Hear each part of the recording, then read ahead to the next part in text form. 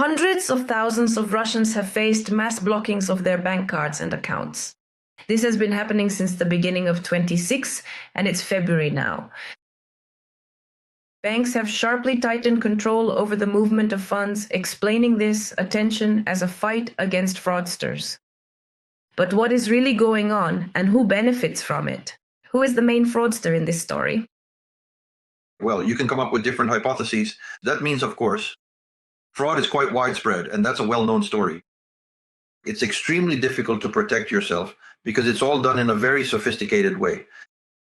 Apparently, bank employees themselves are involved in this, selling client information, and that's why you get calls with a very well-organized information attack. But of course, the government became very interested in this topic, and I think it turned the situation in Russia to its own advantage. Because in September of last year, the legislation in Russia was changed, and the responsibility for the loss of clients' money in cases of fraud was placed on the banks. If your money is stolen by fraudsters, the bank is responsible and must reimburse the funds. And accordingly, as part of this decision, banks were given the right to block any financial transactions or even entire accounts if they have grounds to suspect that the client is under the influence of fraudsters. Why was this done? It was done to prevent a situation that, in economic terms, is called a bank run. A bank run is when depositors rush to withdraw their money, and at that moment the banking system collapses, because in the modern world, the banking system operates on the so-called fractional reserve system. That is, your entire deposit is never just sitting in the bank, it is invested and put to work, but banks set aside certain amounts as reserves. If a particular bank gets into trouble because many depositors come to withdraw their money, then the bank uses its own accumulated reserves to pay them out. But this fractional reserve system can only cover a certain portion of the demand. However, if all depositors rush to all the banks at once, no amount of reserves will be enough, and the banks will go bankrupt. That's why this is always a very serious threat hanging over the banking system. But now, in Russia, they've created a system where if a major bank run starts and everyone rushes to withdraw their money, the bankers will say, "Sorry, we suspect you might be under the influence of fraudsters." And they won't give you your money. And you'll have to prove that you're not under the influence of fraudsters. Whoa. So basically, let me switch to legal language. Proceed. Starting from September of last year, any Russian bank, through the actions and judgment of an operator, has the legal right to declare you legally incapacitated. But before this had to be decided by a court under the influence of, they would start with assessments from expert psychiatrists, and now a girl looks at you with clear eyes and says, "I think you're under the influence of scammers, so we won't give you the money." And the problem is it's not really clear how to challenge this. It got to the point where there were so many of these cases. This has been going on since last year. The issue reached the head of the National Bank of Russia, that is the central bank, Nabulina, and even she was forced to admit that they had gone too far. And there are just too many cases of account blocking, and they block everything. So it's not just some separate account, they block everything, including card accounts where salaries are deposited. In other words, you are completely cut off from your money. And that it's necessary to somehow fix this system, to develop a mechanism, as they say, for appealing the bank's decision to block accounts. But she said that there still isn't any clear, fast, and reliably working procedure for this. So when people tell me about this, write to me. Today someone wrote again, "Yes, of course. My payments have already been blocked twice." They keep blocking payments. Look, at first they blocked cash withdrawals. Then they started blocking transfers to other banks, even to your own accounts. Then they began blocking payments for goods. That is, it would seem the online store issued an invoice you're supposed to pay. They started blocking that too. Well, now it's just who knows what's going on anymore. And so people are already saying, that's it, we're switching to cash. And now Russians understand that their money in banks is, to put it mildly, in a zone of instability. Last year, there was a massive rush, and hundreds of billions of rubles were withdrawn into cash forms.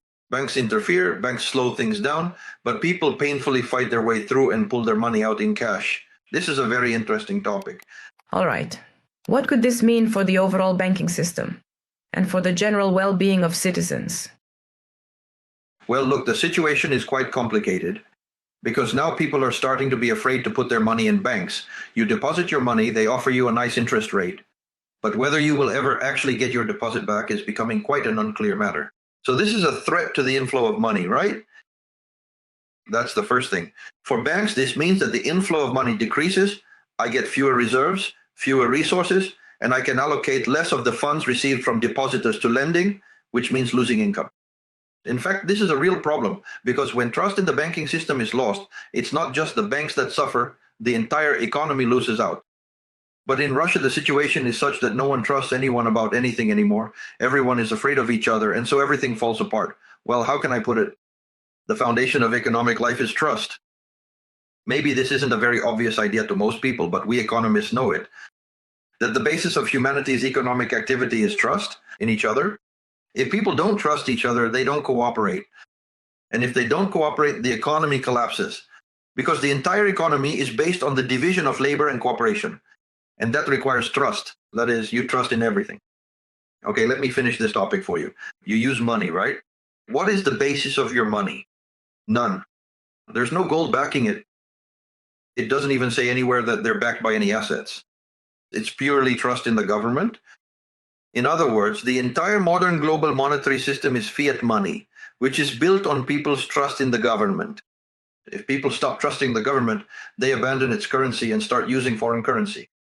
Let me remind you, in the 1990s, this was a widespread practice. Prices were set in so-called units, and people tried to pay in foreign currency. This was fought against for a long time. In some countries hit by crisis, people distrust the local currency so much that transactions are done in gold and so on. Look at Iran, for example. This is happening there as well. So when you undermine trust, you destroy the economy. Right now in Russia, trust is being seriously undermined. No one trusts anyone. And this is, like a cancerous disease for the economy. That's how I would put it. A cancerous disease for the economy. Now, I have an article I'd like to read to you, and I'd like to hear your thoughts. What do you think this is? Why is it happening? And how significant is it? The largest Russian property developer, Samole, has asked the government for loans, offering a blocking stake in its shares in return. The company tops the list of Russia's largest developers with an annual volume of nearly 5 million square meters, while its closest competitor has just over 4 million. And after news broke that the company had requested government support, Samole's shares on the Moscow exchange fell by almost 7%. How telling is this case, and what does it indicate? It indicates that your humble servant is not such a bad analyst. An analyst. Let's put it this way, that's us without the Samolet company. If you don't praise yourself, you'll end up being spat on. No. I'm saying we already knew that. About you, yes. But what about them? I will explain. I'll explain the connection between me and Samolet. About 2 years ago, Professor Kogan, another finance professor from HSE, and I got together. We had a big discussion about the real estate market, and our positions were completely opposite. I said that there was a bubble in the Russian real estate market and that a terrible crisis was coming, which would end with the bankruptcy of many development companies. But Professor Kogan disagreed with me and said that everything was fine there, that he personally knew the managers at Samolet. They're very smart, good guys, highly qualified. They have everything under control. Everything is well thought out. Everything is calculated, and they won't have any problems. Almost 2 years have passed, and now it turns out I saw the situation more clearly than my colleague, a professional financier. The Russian construction industry is in serious trouble. I talked about this. If people haven't watched it, I recommend checking it out today on my channel. The last lecture out of 12 on the state of the Russian economy has been uploaded to YouTube. It covers almost all sectors of the Russian economy, including a discussion about the crisis in construction. So the Russian construction sector is currently in big trouble. It expanded greatly, got, I would say, fat and wealthy when preferential mortgage mechanisms were introduced. And they really took off back then, creating huge capacities. They sold a massive amount of housing at absolutely insane prices. And basically, that's how they got rich. Now, the situation has changed. The preferential mortgage program was canceled starting in 2024. There's no money, the government is supporting it. And immediately, the entire housing sector started to decline. So right now, there's a very, let's say, high-stakes game going on in Russian construction. Developers are scaring Russians. They say that a crisis is coming, we will build little, there will be little housing, and there will be a terrible housing shortage. Buy now because prices will be higher later. In other words, they're trying to convince Russians that there is never a crash in the real estate market when prices fall.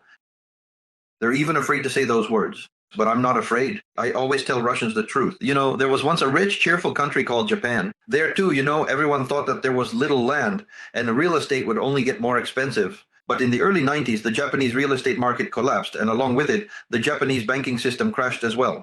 And Japan entered a decade-long stagnation. So I said that the same thing would happen in Russia. Professor Kobzi disagreed with me on that. But 2 years have passed, and now it's clear that Samolet, the largest developer, is in trouble. Housing sales aren't happening, there's no subsidized mortgage, and the mortgage without subsidies is just incredibly expensive. But today, someone published some terrifying figure, let me try to find it, about how long a person in Moscow has to save to buy a one-bedroom apartment. I think I can find it now. I have this number somewhere. Anyway, the numbers are just absolutely shocking. So a person has to set aside something every month. 72,000 rubles a month for 17 years in order to save up enough to buy a one-bedroom apartment. Can you imagine that? That means it's so expensive that no one can afford to buy real estate, which is why sales are doing very poorly. A lot of buildings have been constructed and they're selling very badly. People write to me and say it's a truly frightening sight. There's a large empty apartment building and only a few people live in it. The rest of the apartments haven't been sold. It might sound funny, but I remember once when I went to my clinic. My clinic, for those who know Moscow, is on Frunzenskaya, the clinic of the Presidential Administration of the Russian Federation. At the time, I was an employee of the Higher School of Economics, and we were served there. I'm sitting there, it was evening, I'm in the doctor's office, the window looks out onto the courtyard, and in the courtyard there's this gorgeous building. An elite Moscow building, a multi-story architectural masterpiece, truly stunning, and it's completely dark. Dark, there isn't a single window lit up. I ask, what's going on? She says they built this elite building, but few apartments sold, the rest are empty. Know the price here? Oh my, she says, oh my. More than $10,000 to $12,000 per square meter. Well, she says, some apartments have been sold, but people don't live there. They bought them, how should I put it? Well, as an investment? Yes, that's the case too. That's why a lot of housing has been built, but it doesn't always get sold. But the money has already been invested, and the money invested includes funds borrowed from banks. So the situation is such that things look pretty grim in the construction sector. Apparently, the company is going through really tough times, and they're practically asking the government to nationalize them. What can I say? The largest construction company in Russia. And exactly how profitable is this venture for the national government? Or is it simply another financial burden?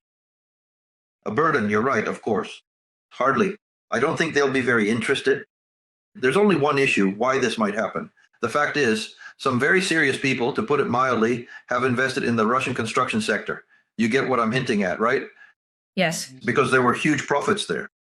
And very influential people close to the authorities invested there.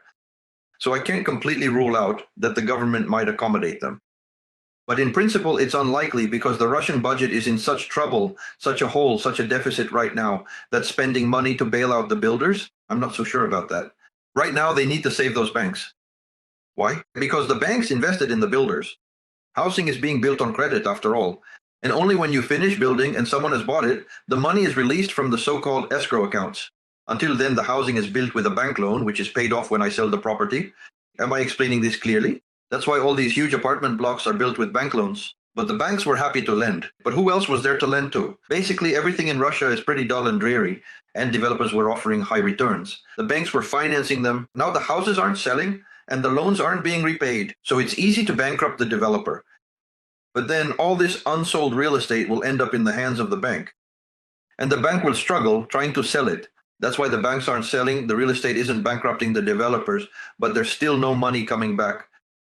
And that's why the banking sector is facing huge problems. There's no money. And to convince you that this is true, just note that the Russian government, in order to save banks in Russia, not just some minor ones, but what are called systemically important banks. Do you hear how that sounds? They placed 450 billion rubles from the National Wealth Fund as deposits in these banks, so that this money would go to the banks and the banks wouldn't collapse. Basically, even now in Russia, saving the banks is now critical. For example, here is the situation.